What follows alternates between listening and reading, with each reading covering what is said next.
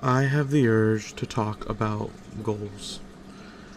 Goals are a very touchy subject because at one point in our lives, our goals fell away. Life took a turn and we never made it. I have three that come to mind personally. When I was 13, I wanted to go pro in racing. I made it to the Cup Series in NASCAR. I wanted to make it up there. Life and money broke and it failed. When I was 17, I wanted to collab. My YouTube channel gave out. Life got busy. It fell apart. I lost motivation and failed. When I was 14, I wanted to become stronger. I wanted to lift the most of my class. My family fell apart. I dropped out. I couldn't keep my gym membership and failed. Before we continue in this video, take a moment please. I'm sure we all had goals at one point and we feel discouraged, wondering what could have been. Let's just take a moment to really just think about that. But I'm sure, it hurts us a lot. But maybe the path to the goal we had in mind wasn't the path that was given to us. What if we are still on our way to achieve it, just in a way we didn't realize? Maybe we can make it through modifying them. Modifying? What do you mean by that, Azur? Well, let me explain. Goals are great to have. They give us motivation. But what happens when the motivation falls? Do we give up or do we press on? The ones who give up, they will never accomplish anything, but the one who presses on will endure. I'm sure many of y'all feel like y'all are the ones that gave up, that it's too far gone, that there's nothing you can do.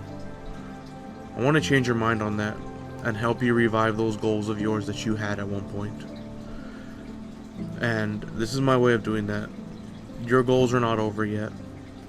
They're not over. Maybe we just have to modify them. Maybe all we have to do is rethink them, and good things can come that way. This is the first time I'm going to be giving you steps, and I hope they are good. So pay attention, okay? Number 1, recognize your goals and write them down. Do not think or type them, write them. Writing is stronger. Compared to typing, writing has been around much longer. We have a better connection with writing. So I recommend we write them down. It will build a closer connection, alright? The second thing is to begin planning, but do not force it.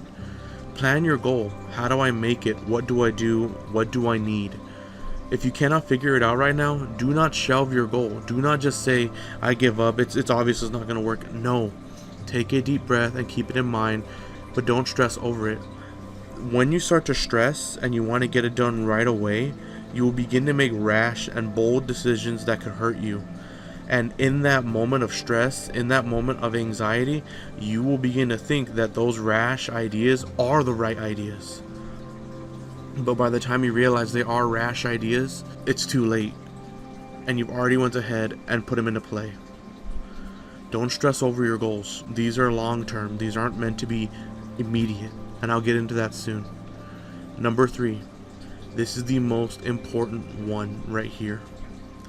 Your words are very, very powerful. Life and death are in your tongue. If you speak positive, you will be positive and it will help you. It will encourage you. If you speak negative, negativity will find you. Look around. Those who speak positive versus those who speak negative, who is happier? When you think about it this way, when you say something about yourself, it sticks in your mind. And doesn't just stick in your mind, it sticks in your subconscious. What do I mean by your subconscious? When you doubt yourself, every time you try to be positive, that doubt will always spring up. When you think negative, positivity will rise up. It remains in your subconscious. It remains there where you always think about it. And that's another thing. You cannot have both in your life. Negativity is going to be stronger because it will break positivity. Because you can say all you want, we got this, I have this goal in mind, we can do this. But if you were doubting yourself so much, saying I can't do it, it's over, it's impossible, that negativity is always going to try to cover the positivity. So be very careful what you say. Be positive. Am I asking you to be, you're never going to have a bad day, you're never going to go ahead and go through something rough? No, I'm not saying that at all. But in those bad moments, remember to try your hardest to stay positive, even if it seems impossible. Because the positivity is what's going to get you through it. Negativity will break you. Life and death are in the tongue. And number 4, take it easy. Do not rush it. Goals take time. They're achievements. You may need to practice. You may need to put work in. But do not be discouraged. Do not compare yourself to the one who already has the result of your goal. Alright? Do not compare yourself, because you're going to get discouraged. One day you will look back at all this and think, man, I was so small back then. Set a plan for the week. Go by weeks, not days. Alright? Here's an example. I try to read my Bible 3 times a week instead of every day. I suffered trying to read daily, but splitting it 3 times a week, sometimes I instinctively now read it every day without realizing, because I feel like I'm going above and beyond. I try to work out 4 times a week, but sometimes get stuck at 3 times a week. I work out 3 times a week now, but if I hit 4, it's above and beyond. Train your mind not to rush dopamine, but when you complete a goal, that is when you can reward yourself. Alright? Modify your goals. They will take a path you did not expect, okay? Always remember, don't make your goals too giant either. It's good to have a giant goal. It is. It's very good to have one big goal in mind, but split it up, into smaller goals in a way that add up to the big goal. It's like a game. You're not going to instantly reach level 100, but you're going to go level 1, level 2, level 8. You're going to go up levels. Alright? And eventually you'll reach level 100. Example, let's say you want to read an entire book series, right? Maybe one day you want to just read 10 pages of the book. Okay. How about next week? Okay, let's try to read 20 pages. The next week, 5. Next week, another 5. Eventually we want to finish book 1 and then start book 2 and read chapter 3. Or read the 3rd chapter in the book, etc, etc. Split your goals up into smaller goals. 1A, 2A, 3A, 4A. It's like that.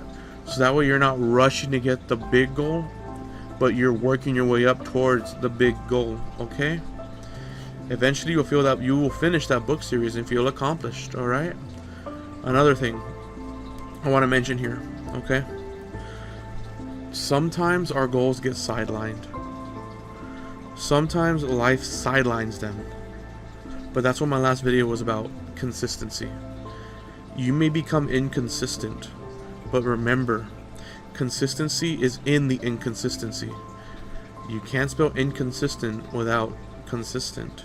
The moment you realize I'm being inconsistent, that's your moment to get back to being consistent. You will not always be 100% consistent all the time. But when you realize you are inconsistent and you become back to being consistent, the goal is back on track. You're still moving. You still got this, alright? Modify your goals. They will take a path you did not expect. Let me give you my 3 examples.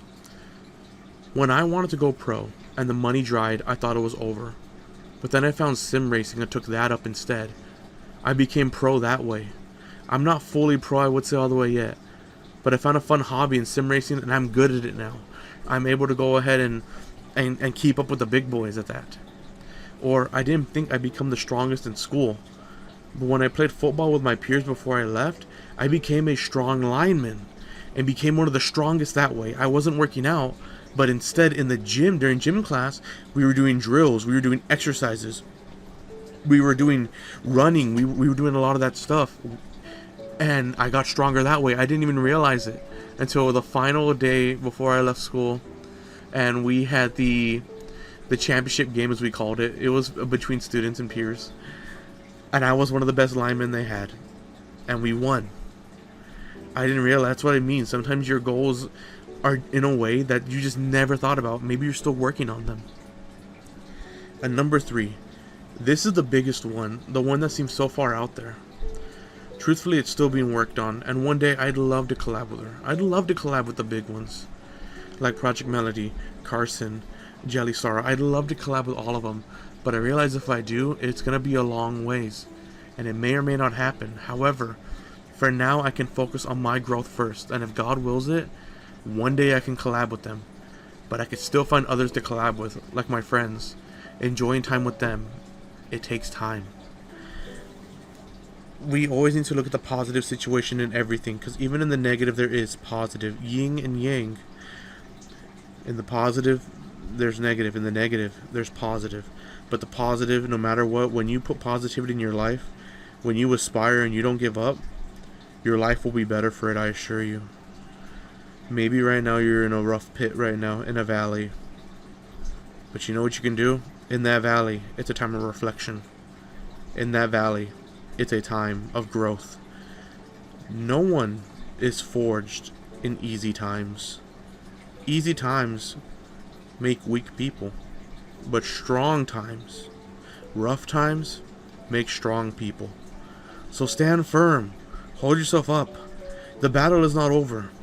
If you're still breathing, there's hope for you still. If you're still walking and alive, your goals are still able to be accomplished. I assure you that. Never give up. And I pray this video reach the right people. And those who are looking for help in their lives, I'm honored to be the one to help you in a way. Thank you all very much for watching this, guys. God bless y'all. G-bye.